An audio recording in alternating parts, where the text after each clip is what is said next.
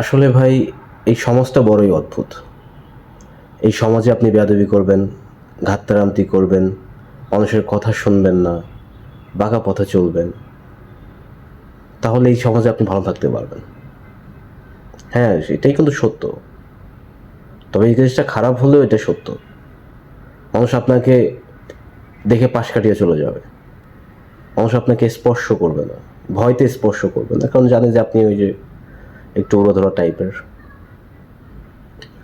বা এই ধরনের মানুষ কিছু কিছু সময় খুব ক্রিটিক্যাল সিচুয়েশন থেকেও বের হয়ে যায়, কোনো না কোনোভাবে বের হয়ে যায়। সমাজও এদেরকে নিয়ে তত তেমন একটা ভাবে না, সমাজ এদেরকে দেখে পাশ কাটিয়ে চলে যায়। বাট এই সমাজে যারা ভালোভাবে থাকতে চায়, মানুষের সাথে ভালো ব্যবহার করে, কারোর সাথে বেয়াদবি করে না, যে যা বলে তাই শোনে, এই ধরনের মানুষ কখনো সমাজে ভালো থাকতে পারে না।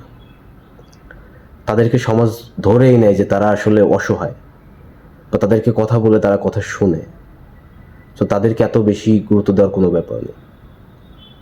আর এই ধরনের মানুষের সমালোচনা বেশি হয়, যারা ভদ্রভাবে চলার চেষ্টা করে, যারা ভদ্রভাবে চলে, এদের এখন সমালোচনা বেশি হয়। যারা এই যে খারাপভাবে চলে, ওদের সমালোচনা করে, তারা ওরা এক কথাই বলে দেয় যে আসলে ও তো খারাপ। ঠিক আছে, সো ভাই এটাই বাস্তব, যে এই সমাজে যদি ভালোভাবে চলতে হয় তাহলে নিজেকে শক্ত করে রাখতে হবে।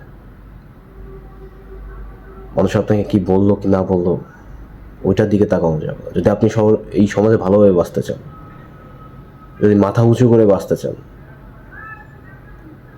তাহলে আপনার ওই ঘাট তেরামতি করেই বাঁচতে হবে। না হয় আপনি এই সমাজে ভালো মতন বাস করতে পারবেন না।